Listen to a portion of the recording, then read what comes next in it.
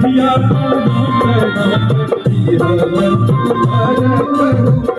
पियर कुर्ता कमथा चाहे हुआ हली हमारा कवा पियर कुर्ता कमथा चाहे हुआ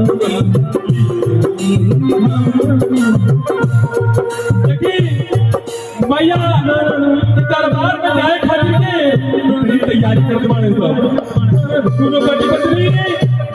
मैया की दीवाना हो गए हैं मैया